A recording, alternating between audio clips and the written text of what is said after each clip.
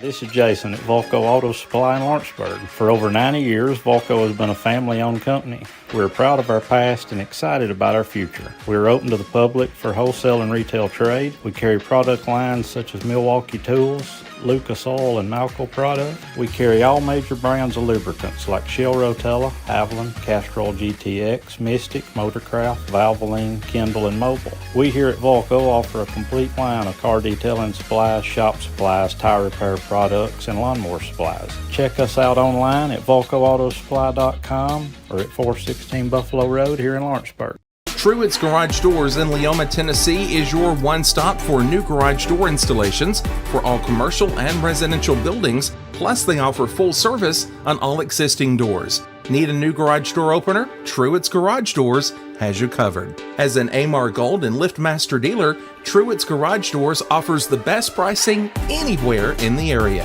A family-owned and operated business, Truett's Garage Doors has been helping Tennessee and Alabama residents since 1999. Call the pros today at Truett's Garage Doors, 931-201-6464.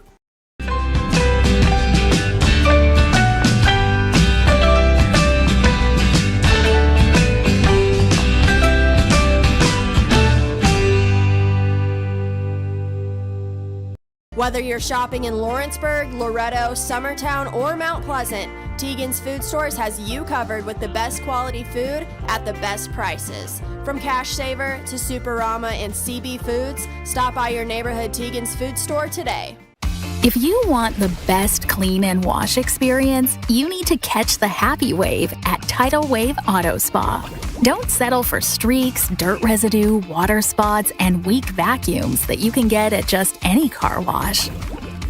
At all our locations, you will be greeted by a smiling attendant who will pre-wash your car front and back to remove any stubborn bugs and dirt before guiding you through the tunnel, where your car will be treated to the ultimate spa treatment with state-of-the-art equipment and one-of-a-kind wash experience that will give your car a showroom shine. Afterwards, you can help yourself to our free powerful vacuums, cleaning cloths, and glass and surface cleaner for the perfect finishing touch. When it comes to caring for your car, don't settle for any wash and pay for all the extras. Get the best when you catch the happy wave at your local Tidal Wave Auto Spa. From the X Sports Network, this is the Hayden Burks Show.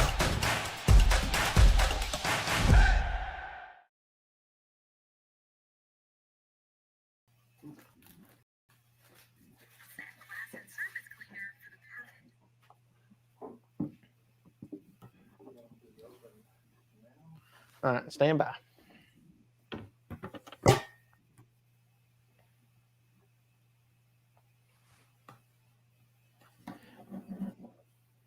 Gotta do the camera. There we go. Now we're good. And welcome to the Hayden Burks Show. My name is Hayden Burks, and joining alongside with me is my man Michael Marks. As we had a little bit of technical difficulties with the commercials, but we finally got that fixed, and now we're finally underway. And Michael, it's been a long past few weeks. We had the show last week during the snowstorm, but now all the snow's cleared up. We're going a little bit of rain. And hey, we finally get to have some basketball finally back in Lawrence County overall. I know you're in Knoxville, but you've been watching on the X Sports Network. Oh yeah, always tune in. Got to see what's going on back home. But yeah, I mean that week and a half that we didn't have anything. I mean it was just kind of dead, and I'm glad that we get these teams back up and running. We get to see some good basketball from the three great teams we have in this county. Absolutely. Well, we'll jump right into those three great teams as well. Obviously, last night there was 2 ball games. Well, actually, there was multiple things going on in Lawrence County. We had 4 crews going on. Myself and Will Pettis was in South Lawrence for the middle school area tournament. Luke Max and producer extraordinaire Kevin Wright was in Kaufman. They were doing the Kaufman middle school tournament. And then AJ and I think it was just AJ, wasn't it? Yeah, AJ went solo last night. Yeah, AJ went solo last night. And then it was Dusty and Ben at Lawrence County. So we were all over the county last night. But, we finally got some basketball underway. Loretto, that was our first game since Summertown, I believe, was the last time they played. Yeah, it was 13 days between games. Yeah, 13 days. They came out with a big win, both the boys and the girls. And, obviously they had a little bit of issues going forward. Just kind of a little bit of rust, haven't been able to play. I don't know if everybody's been able to practice with each other just because of snow, travel, maybe sickness. Who knows? But, hey, it's just finally good to see them be able to play. Oh yeah, I mean, I was excited to get to watch them. It was nice to have something on the X Sports. I mean, I love watching Loretto even though I'm not home, and it was good to see them get a big district win last night. Absolutely. Well, obviously, we'll start with the girls' side. Not really much to talk about because it was all Loretta. They beat Mount Pleasant 65-7, and obviously, they didn't skip a beat, Michael, with Loretta being 18-1 overall now, 2-0 in the district. Just kind of talk about what's it. I mean, obviously, we talked about the rust, but it didn't seem like it was there last night. And obviously, Mount Pleasant, they're not really one of the better teams in the district. But hey, they might, not saying they're going to beat Loretta down the line, but they might surprise you. And obviously, they just weren't prepared for the fast pace that Loretta plays with.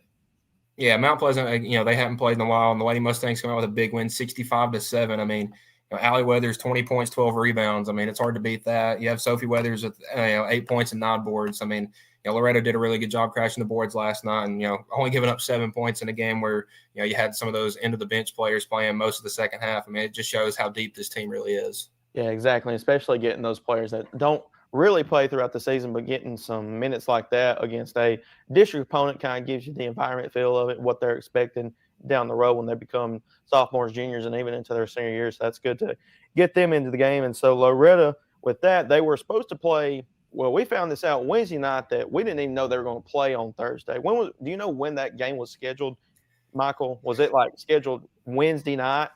I didn't see anything. I found out the game was rescheduled when I saw the tweet from X Sports that it was going to be played Thursday. So, I mean, I knew about the same time y'all did.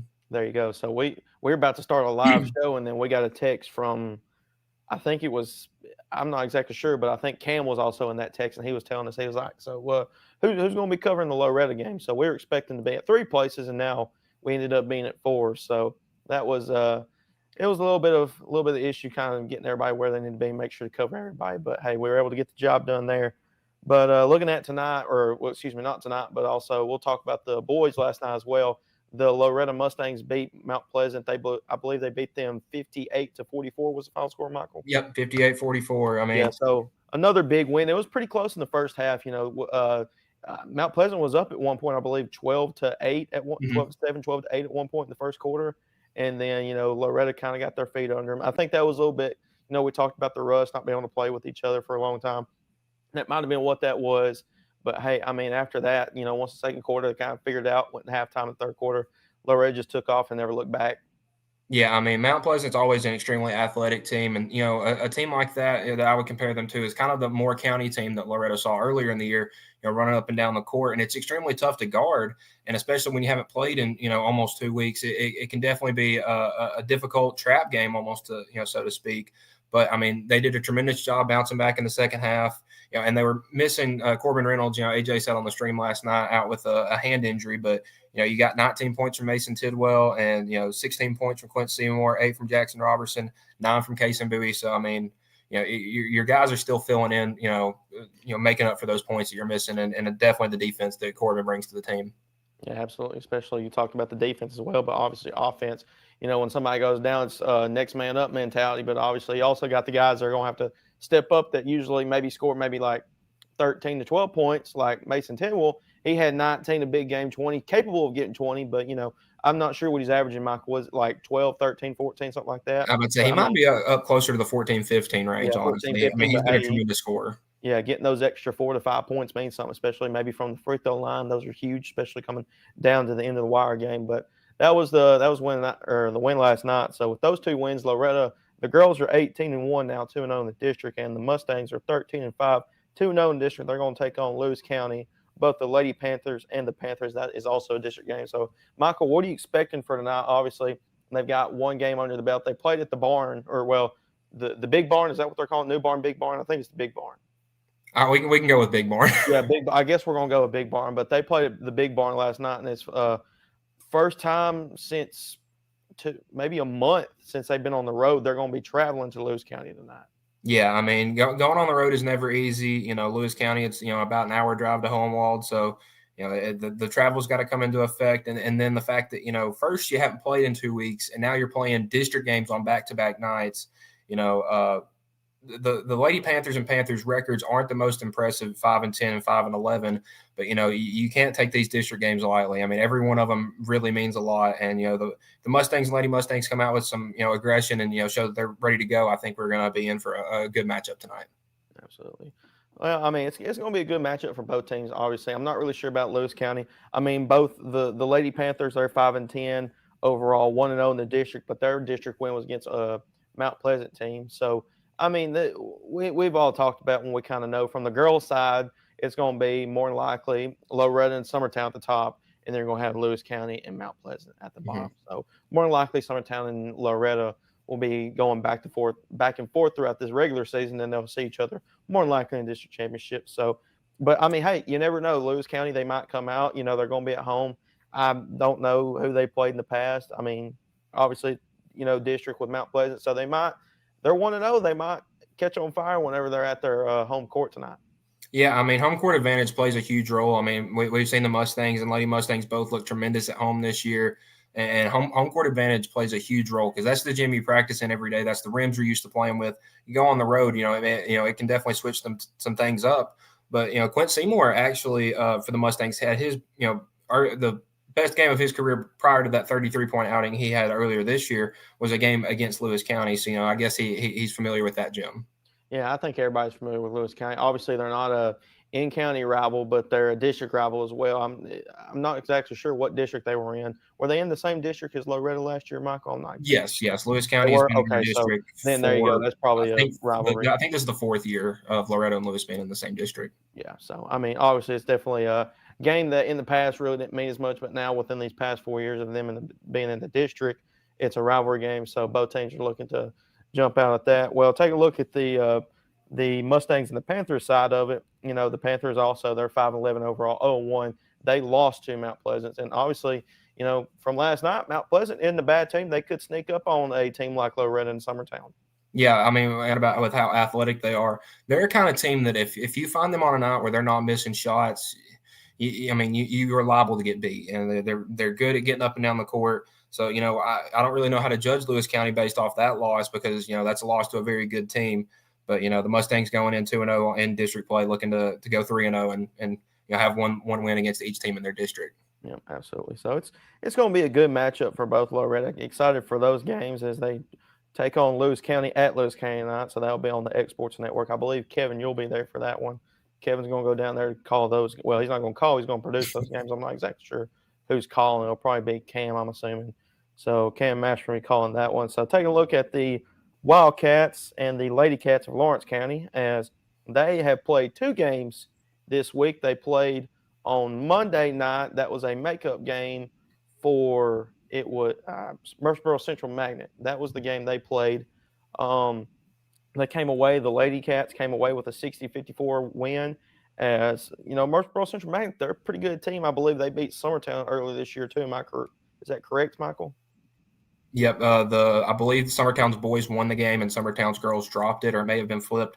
But I mean, talking to some of Lawrence County's players, Murfreesboro Central Magnet is a very talented team, and definitely should not be taken lightly. Yeah, no, not at all. Especially with the Lady Cats coming away with a 60-54 win on that one against Murfreesboro Central Magnet. The stats I have here: Jessica had 23, and Cammie Pig caught fire in the third quarter. She had 16, she also was on fire in the fourth quarter as well. She finished with 16 on that, and I mean they just did pretty good. I mean defensively they did a great job, and then they were knocking down shots, and I think that's what the head coach Wendy Scott's been preaching about this team. They got to rebound the ball, they got to make shots, and they got to offensively execute. And I think they've been executing the plan very well from Monday night. And then last night they played Tullahoma, which we discussed before the show, Michael. Tullahoma girls basketball is always a very good basketball team. Yeah, it's always going to be a tough matchup, and the Lady Cats dropped a tough one last night. But if anybody was able to catch the end of that game, I mean, it was 46-40 with maybe I think it was under a minute left, and Lawrence County, I don't know if they tied it or cut it to 2. I mean, they had an opportunity, to come away with a big win right there, and just let it slip away at the end. But that is definitely not a loss that you're devastated over. As I just almost broke my pen there. I don't know what just happened. But, like you're right, Michael. Obviously, Tullahoma's girls are pretty good. I believe they're 3-1 now, so Lawrence County, the Lady Cats, and the Tullahoma Lady Cats as well are 3-1 in the district. And I mean, then again, like you said, the Lady Cats, they started off slow. Tullahoma established themselves early in that game, but I mean, with this team, they never, the hustle's never in question, or the fight is never in question for the Lady Cats as well. Yeah, I mean, definitely a really scrappy team. Saw it last night, forced a bunch of turnovers at the end of that game. And, it was hard for them to come back because if you saw Tullahoma, it was at the point where Lawrence County was fouling them and sending them to the line. They didn't miss many free throws, if any. And, the Lady Cats were just able to force a couple turnovers and make it close there at the end. I mean, it's a tough loss, but it's definitely one that, you learned a lot from yourself. Yeah, exactly. So, I mean, the Lady Cats are looking to bounce back against the Lady Bobcats of Giles County as they defeated them earlier in the year. I'm not exactly sure what the final score of that one was. I don't have the stats for that. But I know the Lady Cats come into tonight's game 11-9, 3-1 overall. And the Lady Bobcats of Giles County, they come into this one 4-15 and 0-2 in the district overall. And it's also in Lawrence County, big night, Big Kahuna night. So obviously the crowd's going to be there. I saw that the Lawrence County Facebook page posted that during today, students can buy tickets for $2 today. So definitely, I think that pretty good deal for sure. Yeah, that student section is going to be rocking tomorrow, especially with Big Kahuna, and also it's always a big time of the year during basketball season. Big Kahuna Beach Week, having events, big booths going on. Obviously, you're going to be selling slum drops, as I call them. Dusty and AJ gave me crap about that. Kevin's shaking his head over there. But, it's always a good time for Lawrence County. And just, I hate that the kids weren't able to be in school throughout the whole week just to enjoy that. But, hey, it's going for a good cause. The Mickey Dunn Memorial Scholarship is what all the money's going to. So it's going to be a great week, or great night of basketball in general. So can't wait for that. But also, back to basketball side, it's going to be a good game. Obviously, the Lady Bobcats are looking to bounce back after that tough loss. And obviously, I think the big key is what happened earlier at Giles County whenever the Lady Cats played the Lady Bobcats. Those 28 offensive rebounds, they offensively out-rebounded the Lady Bobcats overall rebounding. I mean, the only word that I can think of when you say that is just dominance. I mean, when you were able to offensive rebound the basketball, second chance points win you ball games, and rebounding the basketball also wins you ball games. And if the Lady Cats are able to do that, I see that they'll have no struggle taking down the Lady Bobcats again. Yeah, I'm about to say. And especially after last night's loss, they're looking to bounce back, looking to go 4-1 over on the district. And the Bobcats are looking to get their first win in the district as well throughout this year. So that'll be a good game. Both teams looking to, one team's looking to come off of a tough loss against Tullahoma, a very good Tullahoma team. And also, it's Big Kahuna night. There's going to be a good crowd. Student section is going to be rocking. And obviously, Giles County, they're going to come with a crowd as well. Because, 15 minutes is not a long drive, especially with the snow melting. And, there's no reason you shouldn't be at Lawrence County or Loretta tonight if you're a Lawrence County fan overall or Loretta fan overall. But we'll take a look at the Wildcat side as they jump to 17-3 overall, 4-0 in the district. And man, just talk about they've been on a roll so far. Yeah, they are the most solid basketball team that I've seen this year, at least in high school. 1 through 5. They're experienced, they're old, they know what to do, and more importantly, they're very skilled. And that shows in their 16-3 overall record and 4-0 in district. And we saw what happened last time they played Giles County. Tempers flared on that one a little bit, but the Wildcats were able to kind of ease those out and come away with a huge win. And obviously with Giles County, it was a blowout win at Giles County, and they're definitely looking to bounce back. And I know for a fact, head coach Nick Campbell, who was the assistant coach when I was in high school at Lawrence County, he's going to have his guys ready to go. He knows what this game means for all Lawrence County fans, and he knows how much of a game it'll mean for their guys as well. And, their guys are 1-1 in the district right now, 14-6 overall. So, it's just going to be a big district night for just all over the county. Loretta, they're going to Lewis County. That's going to be a district game. And then Lawrence County, they're playing Giles County at the Ralph. So that'll be a good game. And overall, it'll be, it's going to be a good game for both teams. Hopefully both teams can come out with a win and just, go into next week as Lawrence County, they'll be on the road quite a bit. I think they're going to have 3 road games as well. I'm not sure exactly what Loretta's schedule is looking like, but we'll jump over to Summertown as they, they haven't played at all since Loretta, Michael, and they're going to be. If rust is going to be an issue, that's the team I'm going to definitely be worried about because they're 17-5 overall, both teams, the Lady Eagles and the Eagles, and they're both 0-1 in the district. Actually, their last game I believe was they played Tuesday. Yeah, they did play. They played Perry County, and they won that one. So I got mixed up in my days. The boys won that game 64-61, and the girls won 49-43.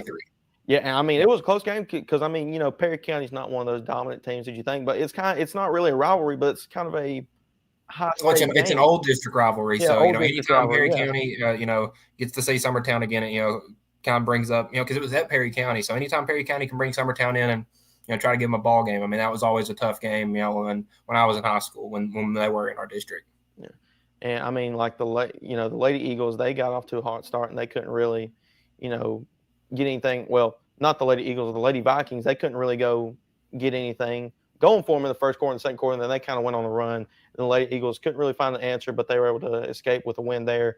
But, taking a look at the Eagles side, I mean, it was 21-8 at the end of the first quarter, or I believe it was the first time out overall. But after that, Perry County went on a run, and same thing with the Eagles as well. They didn't really have an answer for the Vikings, and they were just able to pull away with the win and escape that one as well. Well, sometimes when you get up early in the game, Hayden, I mean, me and you have both played basketball in our life. Sometimes, you get up, you get a little happy, you tend to, ease that foot up on the gas a little bit.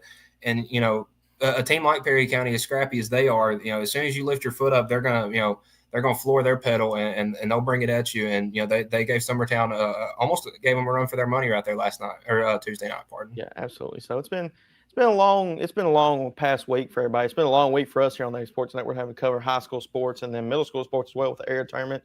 And, I don't really know the schedules for all those. I know there will be an area tournament for South Lawrence. I will be there tonight calling those games. I believe it's the semifinals for those games as well. Kaufman, do they play as well tonight, Kevin? They do not play. They play tomorrow. Those games will be resumed on tomorrow. So it's been a long week for everybody here, and we're having fun when we're doing it here on the Sports Network. Oh yeah, I mean, yeah, but talking about doing 4 different teams last night, I mean that's a lot to cover. I mean, y'all were spread pretty thin, and with me being up here, I wasn't much help. But it's definitely fun when you're kind of spread thin like that because you kind of just got to do with what you got, and it can be a little fun sometimes. Yeah, absolutely. Well, I mean, our main job is to cover kids and give guys like you, Michael. You're in Knoxville, but you want to support your team back from where you are back there, that's back home.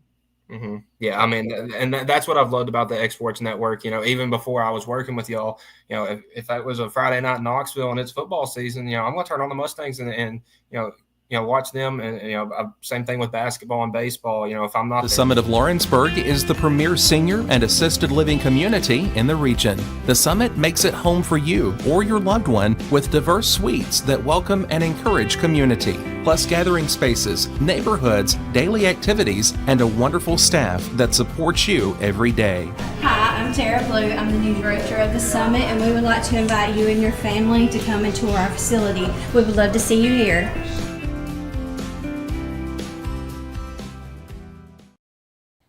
For the best at-home care in Lawrence County, the Summit at Home is the right company for you. We have a friendly staff over 25 that is trained, educated, and qualified to help with all your needs within your household. Our non-medical services include transportation, housework, dressing, and companionship. We are also covered by most long-term care providers. For more information, please call 931-762-2310.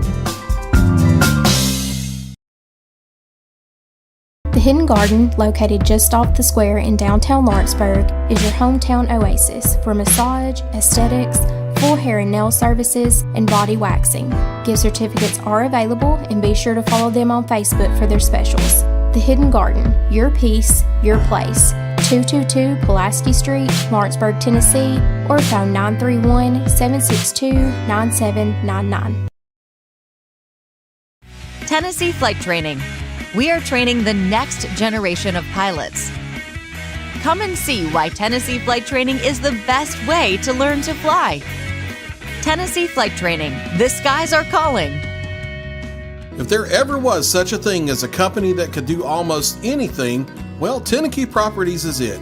These guys know how to completely transform your existing home into something new, or just do it room by room. Need a new bathroom or kitchen? What about a fresh coat of paint? Even a new floor? Looking for dirt work? Tenneke has you covered. Oh, and you can even rent a dumpster from them too. That's Tenneke Properties. Visit Tenneke.com or phone 931-244-4602. Hi, my name is Asha. I go to Lawrenceburg Technical College, and I moved here a year ago from California. I wanted to be a cosmetologist and study hair, nails, and makeup. You should come join us at Lawrenceburg Technical College and learn all about cosmetology. Hayden Burks goes the distance for local sports on the X Sports Network. Travel. All right. 10 seconds in stinger. Awesome. Boom.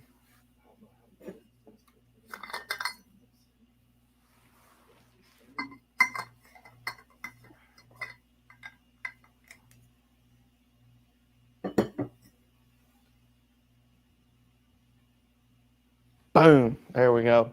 Now we got it. And welcome back to the Hayden Burks Show here on the X Sports Network, as I'm joined by my man, Michael Marks. And Michael, we're going to be talking a little bit about college hoops. Your team, our team, the Tennessee Vols, is their number 5 overall, 14-4 overall, and 4-1 in the conference. I'm not sure what their ranking is in the SEC, Michael. If they get a win tomorrow, they'll be tied for first place along with Alabama and Auburn. There you go. And obviously, talking about Alabama, they played Alabama last Saturday and beat them. I believe the final score was 91-71. Yeah, so it was a dominant win. Yeah, it was a dominant win, and obviously dominant. It looked like Tennessee never skipped a beat, and Alabama really never had a chance, and it looked like the tides never turned. It was all Tennessee throughout that game.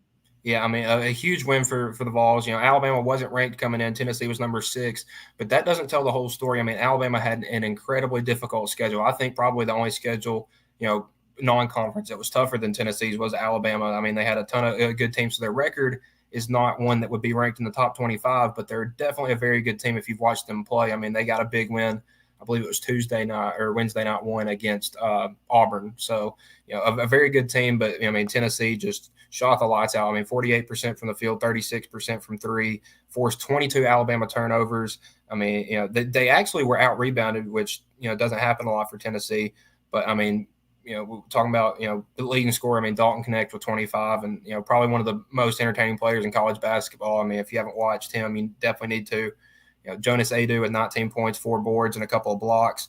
I mean, that dude has become a force inside. I mean, definitely one of the better post players in the SEC. And then you get 15 points from Jordan Gainey off the bench, who had not been having his best games as of late, but it's good to get him back in the groove right in the heat of SEC play as Tennessee goes into a big game in Nashville tomorrow night to take on the Commodores. Yeah, absolutely. And Tennessee, they're going into that one, like I said earlier, 14-4 overall, 4-1 in conference. Vanderbilt is 5-13 and 0-5. But hey, this is one of those in-state rivalries, Vanderbilt versus Tennessee. It's at Vanderbilt. Obviously, Vanderbilt's going to have a crowd for sure. And Tennessee, it's not that far of a drive. Those fans are going to drive to see that game. So it's going to be a good game tomorrow night in Nashville as well. But, talk about Dalton Knecht as well. I mean, he won SEC Player of the Week yet again.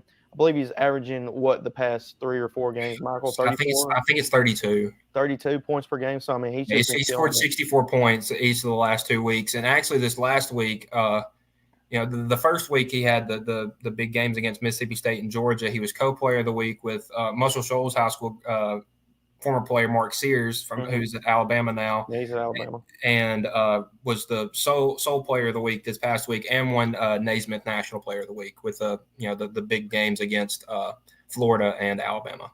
Yeah, so obviously this team and Tennessee Vols basketball, they've been on the rise. Obviously, they've had a little obviously the letdowns throughout the March Madness, but this year, Michael, it just seems different. Like this team all over. Especially like in the past, I've known them to be an offensive team. This year, they've got the offense, and in my opinion, probably is one of the best defensive in all of college basketball as well. And see, that was their one, downtake last year was their defense was so good, but their offense at times could not get going. I mean, I remember when College Game Day came to town for the Tennessee-Texas basketball game last year, and the crew was sitting there talking. It's like, if Tennessee can score, they'll win. And, we were all booing them, obviously. But, there's only one shade of orange. Yeah, exactly, and it's the one right here. But back to the game. I mean, the added Dalton Connect and Jordan Gainey in the transfer portal, and those guys have come in huge. I mean, Dalton Connect was a Big Sky Player of the Year last year, and has come out and just really, I mean, since SEC play has started, he has just been one of the best players in the country. And you try to not let him kill you, and it still happens anyway. Yeah, obviously, and the scout report is there. Like he's going to be scoring. He's going to do a lot of things. I mean, he's in. One thing that has been surprising me is he is like unreal athletic. Like, yeah, I mean, his ability to drive baseline and then go for a reverse layup or kick out to somebody and staying up in the air while doing it, and like just float up in the air and find somebody open, or being able to reverse layup or something like that. I mean, not many people can do that, and especially him being, he doesn't look like he's very athletic, but overall, he's a freak of nature. Yeah, and probably the best 3-level scorer in college basketball. I mean, he can hit you from 100%. three. He's got a beautiful turnaround mid-range jumper, and then when he gets to the rim, it's hard for him to miss. But what he does so well is just his ability to find because everybody's game plan is to stop him.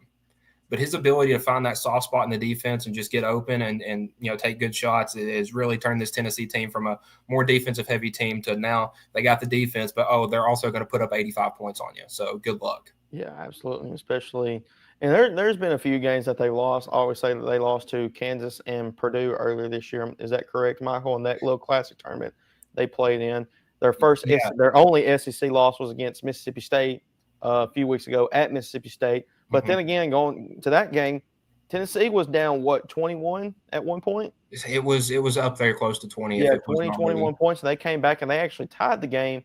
And then there was an and one on the other end of the court, and that kind of basically sealed the deal. So, I mean, every game Tennessee's lost to, it's not like they're, the other team they play, like Purdue, Kansas is the superior team. And then again, Kansas and Purdue are one of the best teams in the nation. Don't get me wrong. But still, Tennessee can compete with anybody, and I think they're, setting themselves up to be the best team in the nation, if one of the best teams in the nation, if not the best team in the nation. I mean, they're number 5, but they could easily be number 1 in my opinion. Yeah, I mean, they had a close loss against Purdue, who is, one of the best teams in the country, a close loss against Kansas the next day, and that's going back from playing one of the toughest teams to playing another really tough team.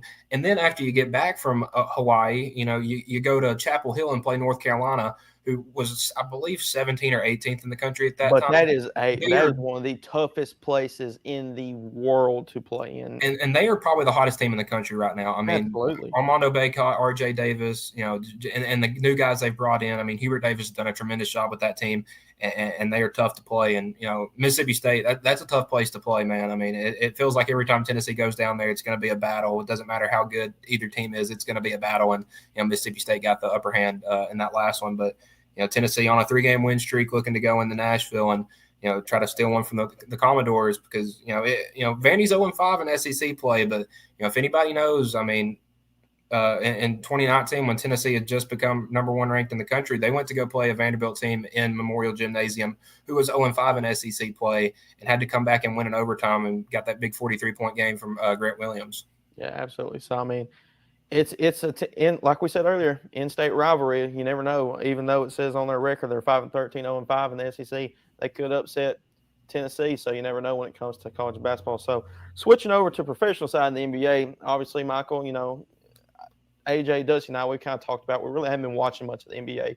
But earlier this week, I believe it was yesterday or the day before that, they did announce the all-star starters for both the Western Conference and the Eastern Conference. The Western Conference, it will feature Shai Gilgeous-Alexander, the Oklahoma City Thunder, Luka Doncic of the Dallas Mavericks, LeBron James, the Lakers, Nikola Jokic for the Denver Nuggets, and I'm blanking on the last one. I'll see if I can pull it. Yeah, and then from the West, it's going to be Jason Tatum for the Boston Celtics, Tyrese Halliburton, Damian Lillard, Giannis Antetokounmpo, and Joel Embiid. And obviously, Joel Embiid, man, he's probably the MVP candidate right now. He's got, last game against I'm blanking who they played, but he had 70 against them as well. So he's definitely the MVP front runner. But then again, just they were talking about it. Also, when it comes to All-Star Week, you're gonna look at also who got snubbed of the All-Star starters. Obviously, Jalen Brunson for the New York Knicks, he probably would have been considered to be in the starting lineup, especially the way he's been playing, the way the Knicks been playing overall the past few weeks. And then Steph Curry, for him not to be an all-star starter, that just feels sounds wrong. Blasphemous. But I don't want to take anything away from Shai Gilgeous-Alexander or Luka Doncic, because you might not think of them because the Oklahoma City really isn't a big market team. Well, they're second in the West, and Shai Gilgeous-Alexander is one of the best players in the NBA, just putting up stats. And that the one all-star starter you missed from the Western Conference was just a little guy named Kevin Durant. How did I forget about Kevin Durant? He had 43 the other night. Listen, it was all the same night when Kobe Bryant dropped 81. There was a ton of guys. Joel Embiid had 70. Karl Anthony Towns had 62. Kevin Durant, I believe, had 43. And Jason Tatum had 39. How many nights is a 39 going to be the fourth best game in the league? I mean, that is crazy. Not many. It just shows you how many stars are in the league and just how star-studded the NBA is overall. But, I mean, talking about the All-Star game, obviously this is the first time since 2016 or 2017, actually, since we've had the East versus the West. The past almost 6-7 years, we've had all-star captains. And every year it's been LeBron James, LeBron James, and then Giannis versus Team Giannis, Team Durant, Team Steph Curry. So, I mean, yeah, I get why they did that, because during that time, the West was so loaded with superstars. And then it was, the East, they had, not really many big names. Well, now it's kind of vice versa. The West is still competitive, but now the East seems like they have more of the superstars, the MVP candidates, than the West do. But look at the East starting lineup, Hayden. I mean, you have Jason Tatum, Giannis Antetokounmpo, and Joel Embiid, who are three of the most dominant, forces in the NBA today. And they have a guy that can go out there and drop 20 assists with no turnovers, and Tyrese Halliburton, just to give them the ball. And then Damian Lillard. And then you got a guy who has dropped 71 last year in Damian Lillard. Obviously, I mean, that is a very dangerous team. But I mean, you look at the West, and SGA, Luka, Jokic, LeBron, and KD. I mean, the NBA is loaded right now. Yeah, especially. I don't know if they changed the format. I don't think they did. I hope they leave the fourth quarter the way it is. Yeah, I hope they leave the fourth quarter the way it is, because like that was put in place during whenever they had the captains. And now you're going back to East and West. I mean, you're basically fighting for your conference. You're not fighting for your team captain like Team LeBron, Team Giannis. It's not like East or West to show dominance of who's what, because they have both players on both sides. Obviously both teams are fighting for charities. Whoever wins the quarter sends $100,000 to the charity that the team's sponsoring. But also, then again, it kind of shows there's going to be a competitive nature of who shows dominance. Is it going to be the West or the East? In my opinion, I think it's going to be the East. I think the East has a very good, solid offense-defense kind of mix, because when you have Giannis and Embiid out there, you're not going to score inside. And then you got some pesky guards like, Halliburton and Lillard. I mean, I think the West is a bigger lineup, so to speak. But, I mean, overall talent and athleticism definitely goes to the East. I would have to give it to the East, yeah. I mean, I hope they leave the fourth quarter the way it is, because it's like a first to reach some certain points. But that's when teams are putting guys out there, and you're seeing NBA players play defense. Yeah. Which is incredible. I mean, the fourth quarter, I think the first year they did it was 2018, 2019. And, I mean, it's just incredible to watch. I'm not a big NBA All-Star Game fan, but I'll watch the fourth quarter of the All-Star Game now. Yeah, so definitely that's going to be a fun one to watch. Well, coming up next here on the Hayden Burks Show, Michael and I are going to be getting into our NFL topics, as we're going to be talking about the Tennessee Titans' new head coach hire. Tired of driving into the city every time you need appliances, furniture, or heck, just about anything? Next time, stay local and come to Swap and Shop Center. We have everything you want, from computers to furniture, major appliances, lawn and garden tools, electronics, you name it. Our #1 goal is to get you the items you need at a price you can afford. We even offer 120 days same as cash financing. We won't be undersold. We specialize in service after the sale. We pick up where everyone else leaves off. Swap and Shop Center, family owned and operated in Lawrenceburg for over 61 years. Southern Tennessee Orthopedics welcomes orthopedic surgeon Dr. Paul Thomas.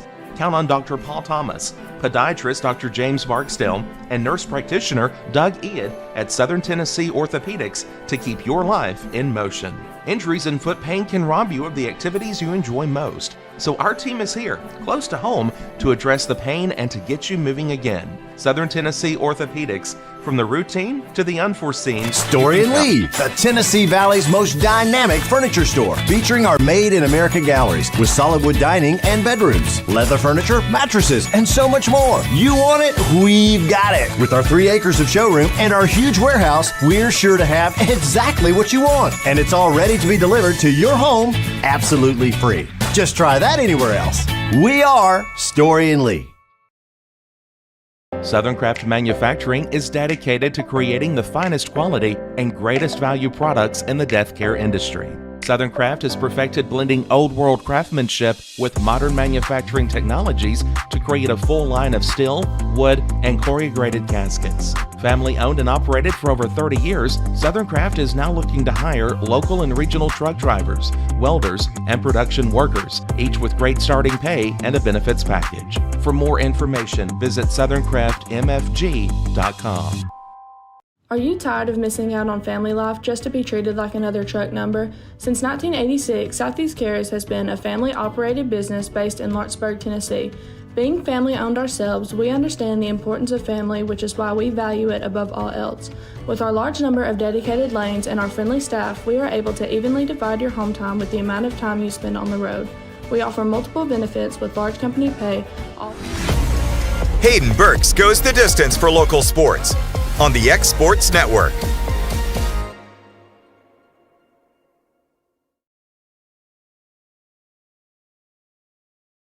Dude, we've been doing like that like the past few weeks on the show. Dude, it's been hilarious.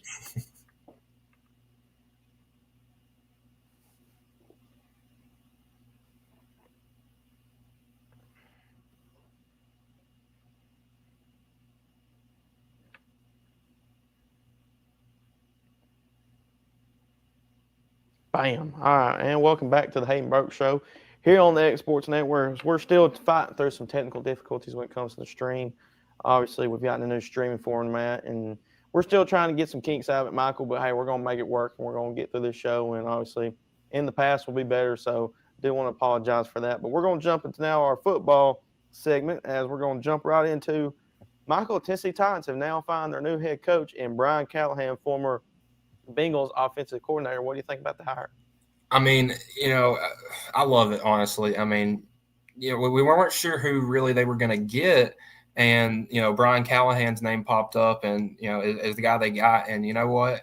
I was a little cautious because, Rand Carthen's like, I want to get my guy in here. I think they have their guy. I mean, Brian Callahan, I mean, look at the Bengals offense the past couple of years. I mean, he got them to a Super Bowl. Joe Burrow has looked like a tremendous quarterback. Jamar Chase, T. Higgins, those guys have been tremendous receivers. Joe Mixon, a great guy out of the backfield. That offense, and that's what the Titans have been missing, is some offensive presence. Hopefully with Callahan in there, they'll get that offense back up and running. Yeah, especially with, I didn't really know at first if it was a good hire. I didn't really know Brian Callahan like that. I mean, obviously I know he's with the Bengals. Joe Burrow went to a Super Bowl. Obviously we know who Joe Burrow is, in my opinion, when he's healthy. Second best quarterback in the league behind Patrick Mahomes. But then again, Tennessee, it's going to be kind of getting used to. Obviously, you and I, we've talked several times about how I feel about Tennessee. Not a fan of it just because of organizational side of past, issues trading A.J. Brown. I didn't think Vrabel was the right move to fire him yet. But then again, I mean, if the organization is looking to go for a different route, you can't deny that. And especially in the past, with Mike Vrabel, he's been a defensive-minded guy.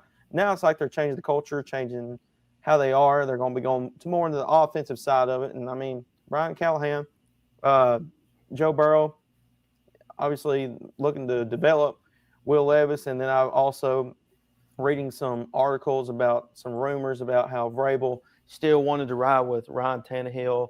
The organization wanted to ride with Will Levis, the future of Tennessee.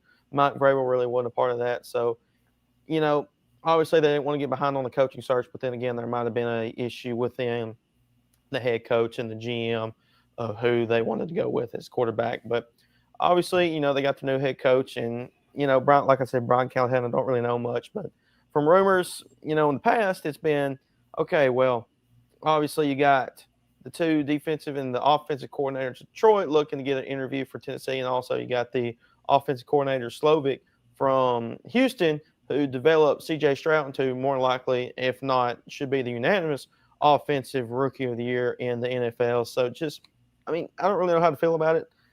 Like I said, I haven't really read much into it. I don't really know Brian Callahan like that, but obviously, I don't know if the interview went that well where they're like, I don't know if that was their first guy at first, but the interview might went like, oh, well, we really like this guy. He might be the guy. Yeah. And listen, me and you, one thing we agree on is we didn't agree that the Titans should have fired Vrabel. I mean, but listen, maybe they were just looking for a breath of fresh air. Maybe they were. And they go from a defensive guy. They went from a defensive guy to an offensive guy. And I read something today that Callahan would love to have Derrick Henry back. And if they could somehow get him back, I don't think it'll happen. But if they could get him back to Nashville with that offense, I mean, who knows? I mean, yeah, it would be nice to have Derrick Henry back, but just the way this last season and the way the season ended, and I've told you this before, with them firing Vrabel, that basically tells me if you were with Vrabel, you're gone. Henry, we're moving on. Tannehill's gone. They obviously traded A.J. Brown in the draft several years back to Philadelphia. They traded Kevin Byard at the deadline for Kevin Byard to go to Philadelphia. That fell, well, not Kevin Byard, but just defense overall, Philadelphia. That fell apart. Yeah, obviously, the Titans are trading all their best players to Philadelphia, and they can't get out of the divisional round. Yeah, well, but they obviously they fired their defensive coordinator at the break for them, and then their defense got worse. Yeah. So, I don't know what's going on in Philly, but we're jumping off top when it comes to Philly. But obviously Tennessee, like we've talked about, they've won two divisional titles. 2020 and 21, I believe, were the 2 years. This year, or the year before that, they went 7-10 this last season, and then this year they went 6-11 overall. So, definitely you're going the wrong way. But then again, now Tennessee has fired their head coach. They got Brian Callahan, and they're definitely with their new quarterback in Will Levis. They've got the 7th overall pick in this year's NFL draft. They're definitely now saying that they're in rebuild mode. Yeah, and you know what? I think it might be the time for a rebuild. I mean, it was kind of hard to see it because, they had an AFC championship team. You had, a good Ryan Tannehill, a young and explosive Derrick Henry. You had A.J. Brown. You had all these guys, and then and Jonnu Smith was in there at tight end as well. And then, slowly those pieces started getting picked away by other teams. Arthur Smith went to Atlanta, and slowly things started falling apart. And, hopefully Callahan can bring in his group of guys, coaching wise. The Titans front office can bring in the players that he wants to have, and maybe they can get back into a faster rebuild. We saw what D'Amico Ryans did with the Texans in 1 year. Maybe Callahan has a chance to do something similar with the Titans. Yeah. So like I said, I'm not a big fan of the organization's decisions in the past, firing Vrabel, trading A.J. Brown away, but hopefully they can change my mind, bring me back to the team after. If I'm thinking, okay, well, Callahan, he might be the right guy. Okay, they started winning. Okay, now I've bought into their system because you never know. Tennessee, as a Tennessee fan in the past, we've had issues with their, who they brought in the past, Butch Jones, other names like that, Jeremy Pruitt, the organization, or not the organization, but the athletic directing in that program weren't making the right moves. But then they bring in Josh Heupel, the system starts building. They start winning. They go to a bowl game, lose Purdue, and then all of a sudden, boom, they go 10-2 overall, or 10-2 in the regular season, go 11-2 overall, winning the bowl game, the Orange Bowl, with Hendon Hooker being a possible Heisman candidate without him getting injured against South Carolina. It could change like that in the NFL. So you never really know. But we'll flip over to the AFC and NFC now, as Michael. You picked it. You went 4-0 this past week in the divisional round, so congrats to you. But now we're going to jump down to the NFC and the NFC and the AFC championship games. As I'm not exactly sure what times yet. I haven't really looked into that. But the 3rd seed Chiefs looking to defeat the number 1 seed Ravens to go back to the Super Bowl and defend their titles. Michael, what do you think about that one? Listen, it's going to be a great game. There's a lot riding on this game. Patrick Mahomes is looking to make it to like his 100th Super Bowl at this point. The dude just doesn't lose in the postseason.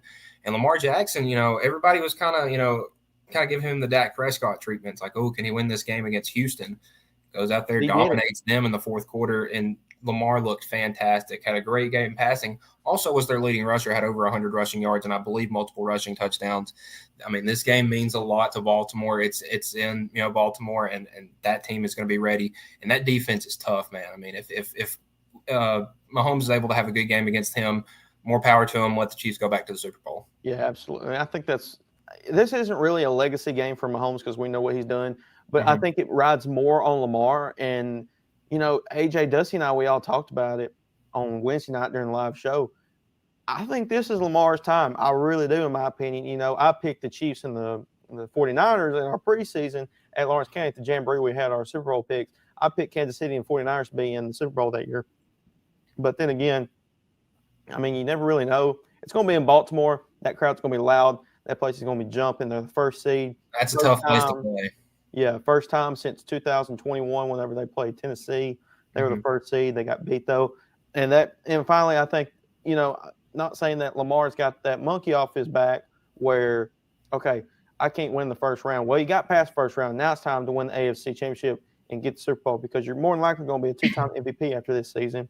What are you going to do now? If you defeat Patrick Mahomes this week, and especially with all the Taylor Swift and Jason Kelsey with his shirt off at Buffalo, obviously it's basically this past week I've been seeing Twitters, some fan pages, some funny TikToks. I saw a funny TikTok. I don't know if you saw this where it was the Avengers as Captain America. Have you ever seen that scene where it's Lamar Jackson faced over as Captain America, and all the superheroes coming back are all the teams in the NFL, and then Thanos is Patrick Mahomes and the Kansas City Chiefs. So, listen, everybody in the world except Taylor Swift fans and like the thousands of bandwagon Kansas City fans, because I didn't know many before Patrick Mahomes started doing what he did. Everybody that isn't a Kansas City fan is cheering against him. Everybody's cheering for Baltimore this week. But even the 49ers and Lions fans are cheering for Baltimore. Yeah. I don't know if you want to face Baltimore, but you don't want to. Everybody is against the Chiefs. Everybody's against the Chiefs at this point. Well,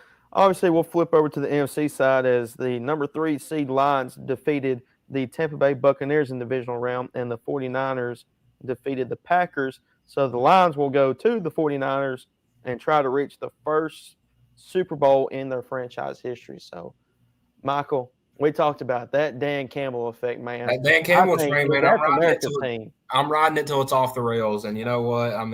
Listen, there was I think it was a press conference today. It was the media talking to Jared Goff, and they're like, hey, Jared, you got a bunch of good guys on your team. He's like, oh, okay, thanks. And he's like, but they don't really match up to the guys, San Francisco has. And he goes, well, Amon-Ra, he's first-team All-Pro. Penei Sewell, also first-team All-Pro. The Lions got some dogs, man. They've got talent. It's not – see, and the one thing that Detroit has that no other team in the NFL has is the amount of grit they play with and heart. They want to go out. They will go out there and almost die for Dan Campbell, and I respect that. That's why they've picked up so many fans this year. Is everybody just loves the way they play. Absolutely, and I just love how the story behind Jared Goff got cast away by the Rams. Dan Campbell didn't seem like the right hire. Detroit in general, a franchise that has never won a Super Bowl, hasn't been to the NFC Championship in decades, and just the story overall how. Just Detroit in general, Detroit football has been a terrible organization the past 30 years. And now just the story of this year, Dan Campbell getting the crowd going, getting his guys going. Like you said, everybody, just Dan Campbell overall, you want to run through the wall for him. And so just for the Lions, it's a huge game. And I know there's going to be a bunch of Lions fans at not San Francisco, we're Santa Clara. Yeah. Or Santa Cruz. I think it's Santa Cruz. They don't play in San Francisco. There we go. I know I'm getting it wrong, but it seems different this year for Detroit overall as we know them. Listen, this Lions team has captivated the hearts of a bunch of people in Tennessee. I know that. Everybody here is for them, and I don't hate the 49ers, but man, Lions are fun to watch. They are fun to watch, and they're just like I said. Us Tennessee fans, we love the Lions because that's where Hendon Hooker is, obviously. And then the other night, Peyton Manning was also in the building the other night, and he was watching that game as well. So Tennessee fans are definitely – if you're a Tennessee fan, you're going to be rooting for the Lions to win this weekend. So taking a look at the 49ers side, though, Deebo Samuel, I haven't really looked at an update. Obviously, he was out with the shoulder injury. I would about that game. Man, I don't own a house, but I'd bet the house he's playing. Yeah, I would say he's playing. Then again, I was watching First Take, Shannon Sharp, Stephen A. They were talking about the situation with Deebo Samuel. Basically, they're saying if they were the head coach, he's not going to play. I agree with that, or not play, not practice throughout the week. I'd say get some heat on that shoulder, treatment, do whatever you need to do, make sure you're ready for the ball game this upcoming weekend. But then again, I mean, you never know. It could be. I think it's going to be a game time decision. Yeah. And listen, I mean, I get it's the 1 versus the 3 seed, but man, I mean, what an underdog story from these quarterbacks. You got Mr. Irrelevant and Brock Purdy, who's come out of nowhere and playing his second AFC championship game in his second year in the NFL. And then, Jared Goff got cast out of LA because he couldn't beat Tom Brady in a Super Bowl. And now he's got the Detroit Lions of all teams playing in the AFC championship game, 60 minutes away from potentially playing in the Super Bowl. Yeah, absolutely. So, with that being said, Michael will jump into our NFL AFC and NFC round picks. As so far, I am 8-2 after last weekend. Michael, you went 4-0 last weekend. You're now 9-1. And Sam had a rough last week going 1-3. So he's now 6-4. So he's looking to come back from that. Sam, if you're watching this, you might have to win out because you're going to have to get these right and hope we get them wrong. I'm about to say, you're going to have to get everything right. And get you have to get everything right. wrong. And he's going to have to get the Super Bowl right, and we're going to have to get it wrong. So, Sam. I would say we have to for Sam to get a tie of the win, he has to get every game right for the rest of the thing, and we can't and hope we get them wrong and pick against.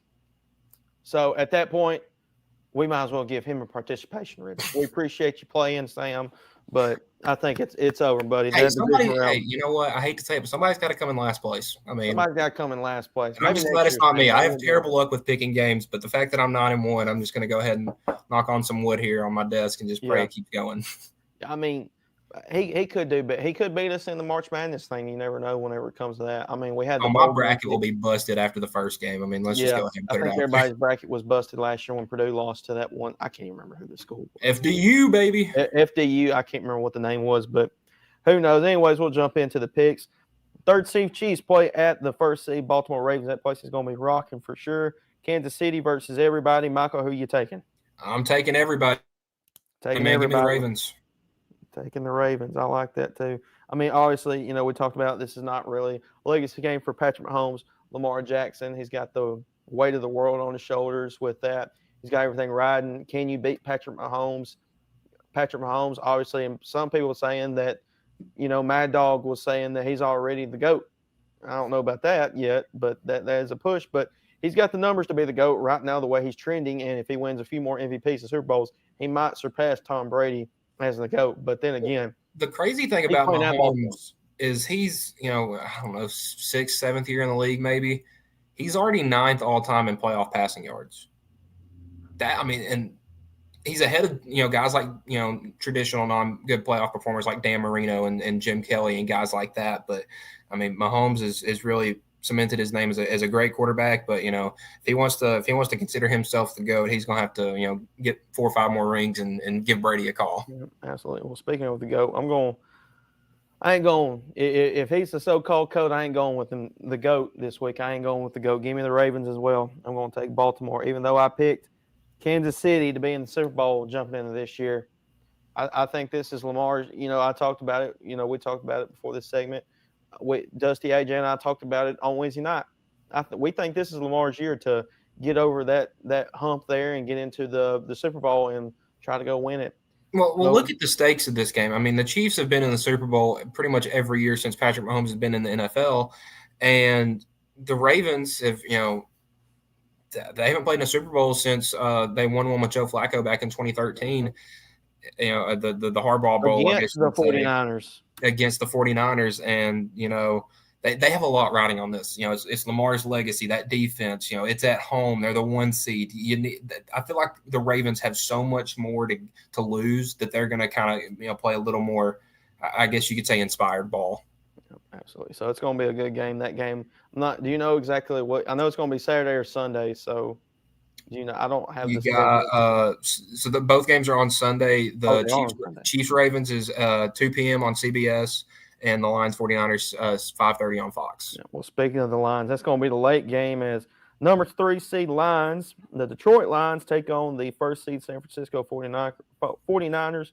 Sam took the 49ers. He also took the Ravens, though, this week. So we're all taking the Ravens in the AFC. He took the 49ers. Michael, though, who are you taking?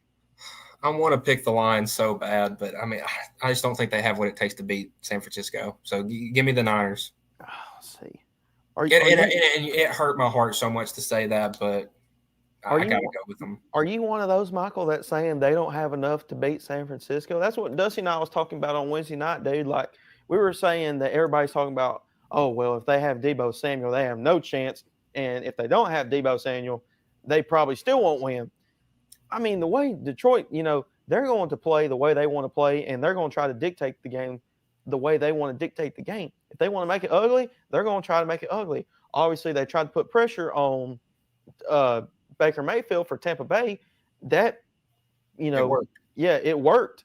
But then again, I know where you're coming from when it comes to defensive side for San Francisco, trying to pressure Jared Goff, and he's definitely probably out of the four left, quarterbacks that are still playing, he's probably the most uncomfortable when it comes to being out of the pocket. Yeah. I would say, Purdy and Mahomes and obviously Lamar are all very mobile outside the pocket. Jared Goff's your traditional drop back passer. And, if that 49ers defense, I mean, you got Fred Warner, you got Greenlaw, you got those big guys. I mean, Nick Bosa. Is Chase Young the other defensive end on that team? Yep, they traded for him during the trade deadline. Yeah, I mean,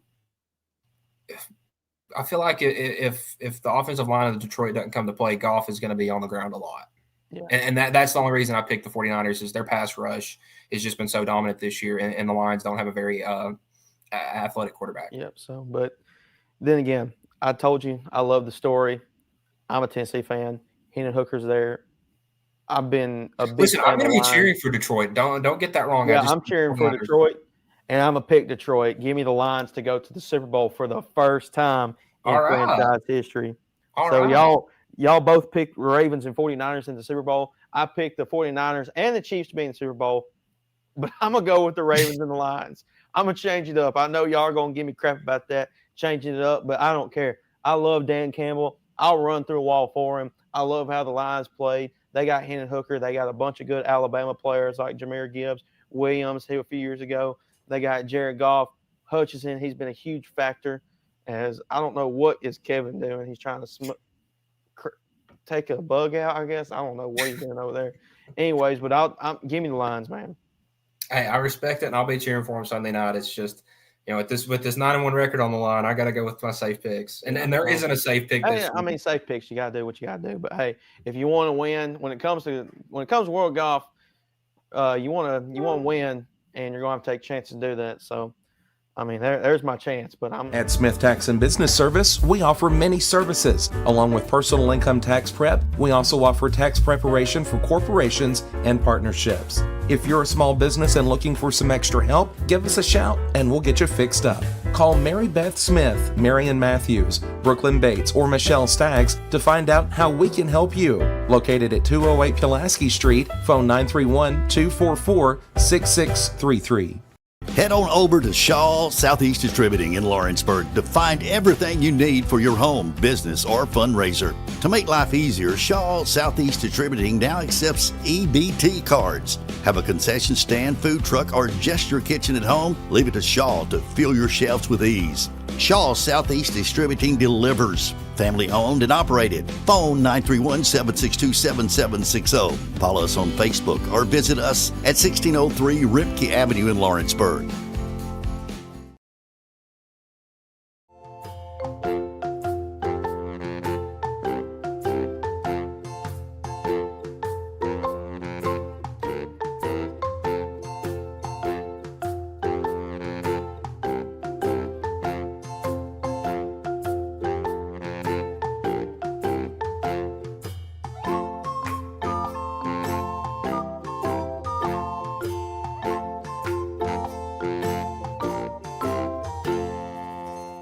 Don't just find a job, find a career with Resource MFG. The team at Resource MFG in Lawrenceburg has the resources and experience to find you a full or part-time position right away.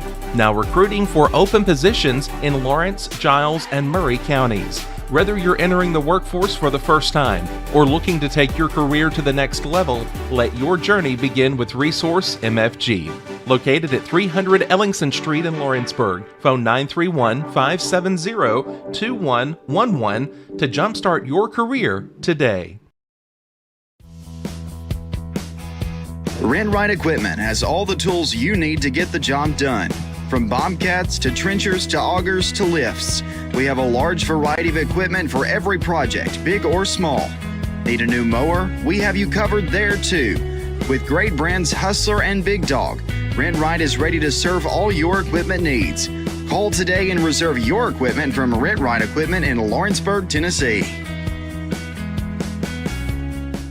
There are now more ways to save at Quick Mart. Become a Quick Club member. There are now more ways to save at Quick Mart. Become a Quick Club member and easily earn rewards on qualifying purchases at Quick Mart convenience stores using the Quick Club app, available in the Apple App Store and Google Play. To save on fuel for work, use the Fuel Rewards Pro app to earn 5 cents a gallon on work fill-ups and redeem the savings for yourself. To get started, visit fuelrewards.com/pro or download the app in the Apple App Store and Google Play. Hayden Burks goes the distance for local sports on the X Sports Network.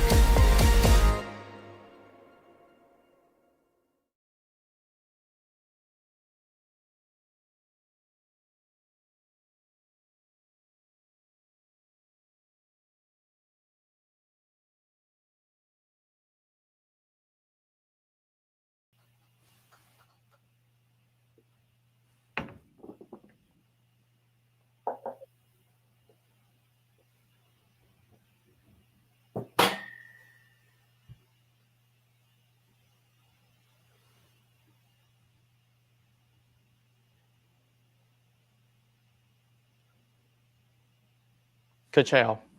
We up? We good, Kevin? All right, now we're good. All right, now we got it. We're still fighting through it, but hey, we're gonna get through it. We'll make sure to get it figured out next week. As welcome back to the Hayden Burks Show. After I got done rambling right there, I'm pretty good at that, Michael. But, back here on the Hayden Burks Show on the X Sports Network, Michael. We're here for our final segment of the day. It's our sports Q&A, and Michael, our first question is by an anonymous person. Is sports Q&A for Tennessee Titans and their prediction record. What do you think for next season? I haven't seen the schedule yet, so I can't really go game by game, but I think they're probably going to be in the 7-10 to 9-8 range. I think they're going to be, along that middle of the road. I'm not sure. I don't think they're going to crash and burn, but I also don't think they're going to be like one of those crazy teams that, surprise everybody and makes the playoffs. Yeah, definitely not. Not yet. Of course, then again, it might take, 2-3 years, maybe get back to the way it is, especially with the new head coach, Brian Callahan, coming in, putting in his culture and his, his playbook, his game style, the way he wants to play and coach, how the guys, respond to him. Obviously, it's going to be different. You're going to see new faces, definitely. With Spears more than likely going to be the number one running back, with Derrick Henry probably going to be out the door for Tennessee. Will Levis, second year under a new head coach. That'll be interesting. Obviously you got D-Hop still coming back. What's the situation with him? Will he stay in Tennessee? Treylon Burks, will he be a big-time player and step up for the Tennessee Titans as well? But then again, you said 7-10. I'm going to go with 6-11 again. I think they might make a little noise. They might beat one or two, maybe AFC teams. They might upset. Well, I mean, they surprised some teams. Like they beat the Dolphins this year. Now, again, the Dolphins didn't make much noise in the playoffs, but that was a very good Dolphins team that they beat. They had some surprising wins this year. It's just some of those easy games where they were up at halftime and then didn't score again. Yeah, so if the Titans scored 25 or 30 points, and just say 25, if they scored 25 points in every game this year, they're like 12-5. Yeah, like I said, we don't know what the schedule looks like. Obviously, we're going to see the Texans twice, Jacksonville twice, and Indianapolis twice, so they'll be in there. I could see us beating Indianapolis. You never know with them. It's always up and down. But, man, the AFC South is tough. I mean, C.J. Stroud and the Texans are only coming up. I think Trevor Lawrence, he's looking better. I think Jacksonville is, again, going to be a tough contender. Indianapolis, they're very quiet. Coming back. Yeah, they're very quiet, but they're sneaky and can make some noise. I mean, Gardner Minshew had a great year, but they have Anthony Richardson, kind of as their guy. Looking forward, the Titans are in a tough division now, and it's going to be hard to get wins. But I think that, maybe Callahan can reinvent the culture in Nashville and bring the Titans back to where they need to be. Absolutely, especially with, like you said, bringing in a new culture, Callahan coming in, doing his thing. Obviously, we keep saying we don't know yet what the roster is going to look like. And you never really know when it comes to Tennessee just because of organization. You might make a trade for somebody. Obviously, if the team's not doing good throughout the trade deadline, if you want to move somebody like maybe D-Hop. D-Hop might be a movable piece at the trade deadline. If you're wanting to go with a different direction, D-Hop's not really wanting to be in Tennessee any longer. I don't know what his situation is, what he likes, if he likes how the organization is going, if he wants to be a part of a winning culture. Maybe I don't think they're going to trade him back to Houston. I've heard some rumors with Callahan, being in Nashville now. T. Higgins coming up, his contract's up. He's going to be a free agent. That dude is just that dude is a sleeping giant waiting to be a wide receiver one in an explosive offense. Bring him to Nashville. Let Will Levis sling that thing to him all Sunday afternoon, and maybe the Titans can have a 1,000-yard receiver. Yeah, and then again, you could have a good wide receiver room. Obviously Tennessee's got the 7th overall pick. They might take the wide receiver out of Washington, or they might take the one from LSU. They could have him. Traylon Burks might step up. D-Hop still being a veteran type of QB, or not QB, wide receiver. You never know. And then again, as T. Higgins, he's been behind Jamar Chase in Cincinnati. He's a free. You said a free agent? I think he'll be a free agent this time. Yeah, he's going to be a free agent. So obviously, you can bring him to Tennessee because he obviously knows Callahan. He knows his offense. He can bring his type of play style and bring that to Tennessee. And like you said, Will Levis might just sling that to him up and down the field. Yeah, I mean, Traylon Burks is really, he was had such a good last year at Arkansas, going into the NFL draft, and he hasn't been able to really show his flashes with the Titans yet, and that's, mainly because they're not giving him the ball enough. I mean, when he would get the ball in open space, he would make stuff happen. It's kind of hard when there's nobody to get you the ball, and I think, I'm a big Will Levis guy, so I think he's going to be able to be the guy to get him the ball, and maybe this Titans offense will be able to, put up more than 13 points on a Sunday afternoon. Yeah, so obviously that's going to be definitely a question. Obviously we're not trying to predict the future, but we're just giving what we think of, what will happen next year for Tennessee overall.